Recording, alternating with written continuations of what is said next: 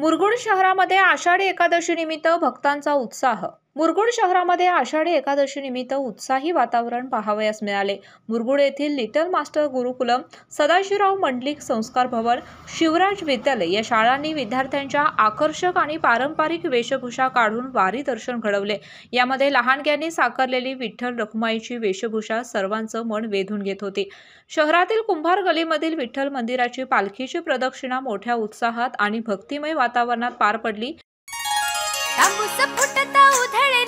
भूपाळी राम पारी दिशादाही उजळल्या आल गोकुळ आपुल्या दारी, निर्भेळ आणि सकस चवीच गोकुळ लई भारी।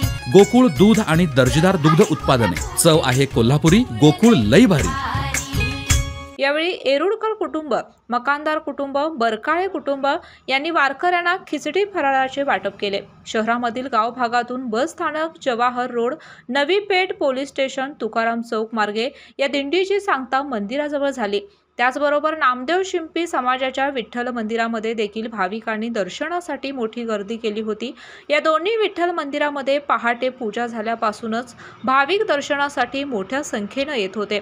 मुसळधार पाऊस असून देखील पालखी नगर प्रदक्षिणामध्ये भाविक मोठ्या संख्येने सामील झाले होते। पावसामध्ये भक्तिरसामध्ये चिंब झालेले भाविक विठ्ठल भक्तीच्या अभंगामध्ये रममाण झाले होते। एकूण शहरामध्ये आज आषाढी एकादशी निमित्त भाविकांचा उत्साह पाहावयास मिळाला। मुसळधार पाऊस असून देखील भाविकांचा हा उत्साह तसूभरही कमी न झाल्याचं पाहावयास मिळत होते। केके न्यूज साठी कागल प्रतिनिधी ओंकार पोद्दार। अशाच नवनवीन अपडेट पाहण्यासाठी आमच्या केके न्यूज चॅनेलला सबस्क्राइब करा।